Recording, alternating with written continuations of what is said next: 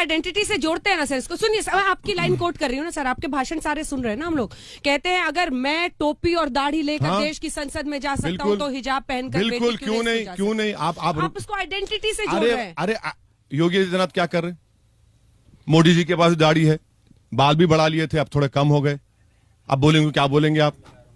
हम क्या बोलेंगे?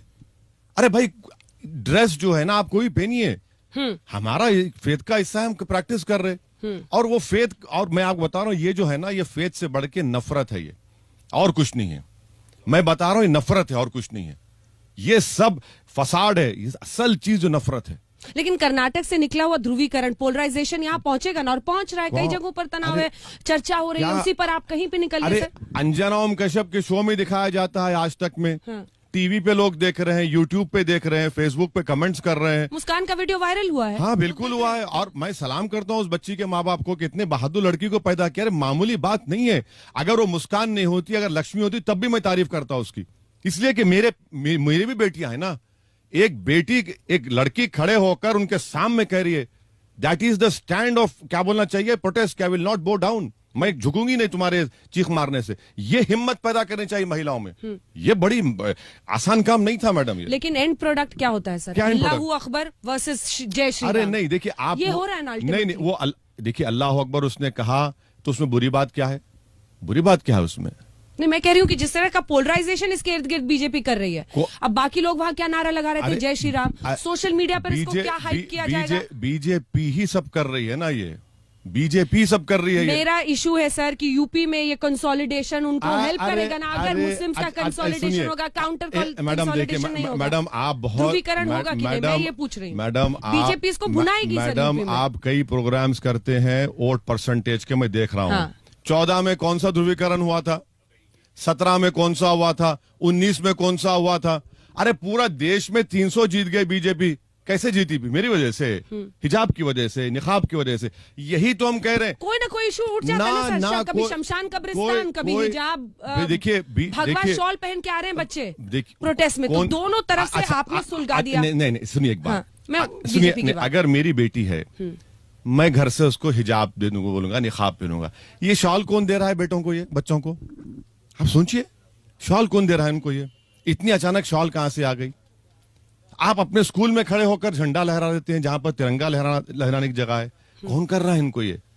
मैं यही तो पार्लियामेंट में कहा था कि भाई ये रेडिकलाइजेशन कैसे हो रहा है, देखिए इसको आप, वरना बीजेपी को नुकसान होगा पॉलिटिकली। आप एक बात याद रख लीजिए आज की इस गुफ्तगू में। आप नहीं, ध्रुवीकरण और आज नहीं मैडम, देखिए आज आप कुछ फायदा उठा लेंगे, मगर कल आपको नुकसान होगा पॉलिटिकली, बहुत बड़ा नुकसान होगा। देखिए क्या नुकसान होगा? देखिए आप देखते जाइए। कौन खड़ा होगा सर? आज मैं वही तो मैं शुरू करी थी। कल भी मैं गई थी देवबंद में, कई लड़के मुझे मिले जिन्होंने कहा कि एक ओवैसी जी ने हिजाब पर बोला, किसी दूसरे ने मुंह नहीं खोला। क्यों नहीं बोलेंगे? पार्टी की तरफ से बयान आया है, लेकिन अरे कहे का बयान, आप ठहरिए ना साथ में। राहुल गांधी ने तो सपोर्ट किया है सर।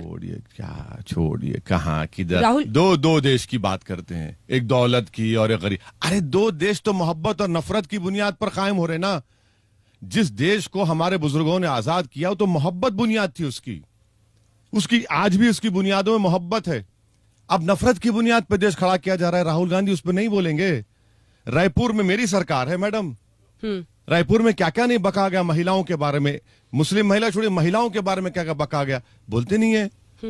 क्या बोलेंगे? राहुल गांधी के मतलब अभिभाषण के जवाब में पीएम ने कहा कि अगर कांग्रेस ना होती तो इमरजेंसी ना होती, सिखों का नरसंहार ना होता। ये नैरेटिव जो बन रहा है, इस पर एक जल्दी से कमेंट आपसे। देखिए प्रधानमंत्री जानते हैं कि उनको सबसे बड़ा खतरा रीजनल पार्टी से पॉलिटिकली, तो प्रधानमंत्री जो है इन्हीं को उठाते रहते हैं।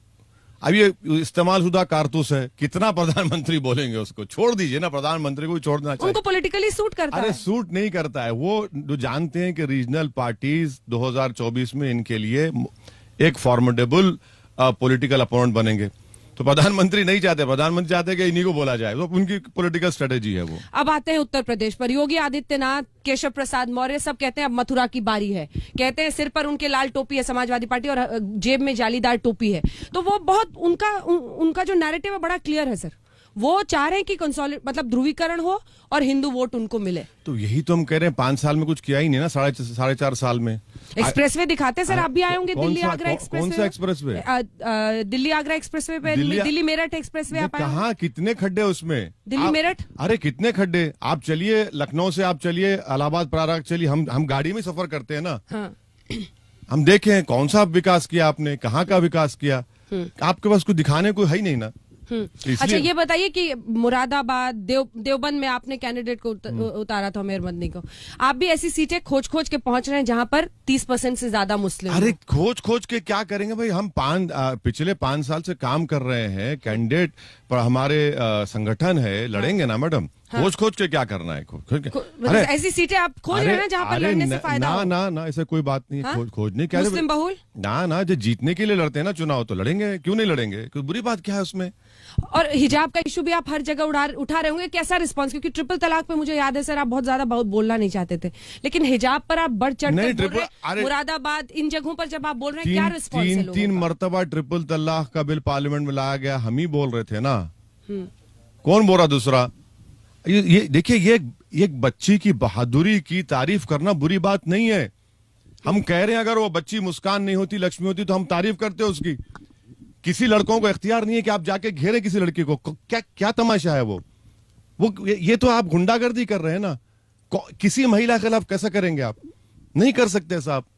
अरे भाई किसी की बेटी है वो, किसी की कुछ भी औलाद हो सकती है, आप कैसे घेर के नारे लगाएंगे उसको? तो गलती है, ये गलत है। कर्नाटक सरकार ने क्यों किया? आपको क्या समझ में इसकी नीयत, इसके पीछे की क्या दिखाई दे? कर्नाटक सरकार बीजेपी में बहुत बड़े इंटरनल डिविजन्स हो चुके हैं, बहुत बुरी तरह से, और उनको समझ में नहीं आ रहा कि अपने इंटरनल डिविजन्स को कैसा करना। खुद मुख्यमंत्री अपने ही विधानसभा के म्युनिसिपल इलेक्शंस हार चुके हैं, तो इसीलिए सब तमाशे कर रहे हैं। तो आपको लग रहा है कि वहां से यूपी को भी अफेक्ट करने की कोशिश है? नहीं, अब क्या देखिए, अब यूपी को इफेक्ट होता नहीं होता मुझे नहीं मालूम। मोहसिन रजा मंत्री हैं यहाँ पर, वो कह रहे हैं कि जो भी होगा नियम से होगा। वो ये कह रहे हैं जो भी होगा नियम से होगा। देखिए, मोहसिन रजा साहब हो या योगी आदित्यनाथ हो, हम आपके जरिए से उनको बात पहुंचाना चाह रहे हैं। हाँ। मदरसा मॉडर्नाइजेशन स्कीम है गवर्नमेंट ऑफ इंडिया की, 5 साल में आपने अपना 40% का हिस्सा का 1 पैसा नहीं दिया। हजारों टीचर्स उस मदरसा में पढ़ाते, हिंदी पंडित लोग हैं, ब्राह्मण लोग जो हिंदी पढ़ाते, उनको तनख्वाह नहीं दी गई। मैथ्स पढ़ाते हैं, साइंस, 5 साल से 1 पैसा ना इन्होंने दिया ना मोदी सरकार ने दिया, और दावे करते हैं मदरसा मॉडर्नाइजेशन स्कीम की। आप झूठ कह रहे हैं, मैं आपको सच्चाई से कह रहा हूं, 4.5 साल में 1 पैसा उन्होंने मदरसा मॉडर्नाइजेशन नहीं दिया है। ये कौन सी बात करते हैं मंत्री जी? स्कीम तो क्लियर है ना सर, वो देवबंद में एटीएस का सेंटर खोल रहे हैं ट्रेनिंग का। अरे वो कह रहे हैं देवबंद का तालिबान से रिश्ता है। नहीं, गलत है, गलत है। सीधा जो उम्मीदवार है कुंवर ब्रजेश सिंह, कल उन्होंने हमारे शो में कहा, सीधा कहा देवबंद का सीधा रिश्ता तालिबान से निकला अफगानिस्तान में, तो हमने एटीएस का यहाँ कमांडो ट्रेनिंग सेंटर बना दिया। अगर वो थम्स अप है तो मैं कुछ नहीं कर सकता उनको। यही देवबंद के लोग थे जिन्होंने रेशमी रुमाल तहरीक शुरू की, माल्टा की जेल में सालों रहे। यही देवबंद के लोगों ने आजाद 2 नेशन थ्योरी की रिजेक्ट किया उसको। तालिबान, देखिए देवबंद एक स्कूल ऑफ थॉट है, और पाकिस्तान में भी है, वो उनका अलग मामला है, मगर जितने देवबंद के स्कॉलर्स हैं वो भारत की जमीन से मोहब्बत करने वाले हैं। उनकी वफादारी पर शक करने वाला भारत का दुश्मन है, कह रहा हूं मैं। क्या मतलब है? आप तारीख जानते देवबंद की? नहीं जानते ना आप। कौन थे ये लोग जो रेशमी रुमाल तहरीक शुरू किए? कौन थे वो लोग जो अंग्रेज जिना के पैगाम को ठुकराया? कौन थे ये लोग? आप जानते ही नहीं है सर कि रेशमी रुमाल से मामला हिजाब तक आ चुका है। रेशमी रुमाल आंदोलन अपनी जगह पर ना वो जो रेशमी रुमाल शुरू किए उन्होंने ही दीन को अपनाया था। हिजाब, निकाब, दाढ़ी, सुन्नत, कुरान सब मानते थे। वो असदुद्दीन ओवैसी, उनके पैरों की धूल भी नहीं है उन लोगों की। वो आप कह रहे हैं उसको कि अफगानिस्तान तालिबान। अरे भैया, कौन सा अफगानिस्तान तालिबान से इनका रिश्ता है? झूठ कह रहे हैं। देवबंद के होंगे, मगर इस देवबंद जो भारत के हैं, कहां उनका ताल्लुक है? ATS centre, commando training centre खोल रहे हैं। अरे खोलिए ना। हम तो ये कह रहे हैं कि मैं तो पार्लियामेंट में कहा हूं कि इंटरनल सिक्योरिटी डिपार्टमेंट जो एमएचए का है, उसमें हर रिलीजन का एक एंटी रेडिकलाइज सेंटर खोलिए। आप क्यों नहीं खोल रहे? आप कहां खोले? मिनिस्ट्री ऑफ होम अफेयर्स में इंटरनल सिक्योरिटी डिपार्टमेंट है, उसमें आप हर रिलीजन के लिए डी रेडिकलाइजेशन सेंटर खोलिए। क्यों नहीं खोलते आप? 1 दिसंबर 2015 को मैंने कहा था, आज भी कह रहा हूं, खोलिए ना आप। हर रिलीजन में अगर रेडिकलाइजेशन हो तो देखिए, कंट्रोल करिए आप। वो तो हिजाब को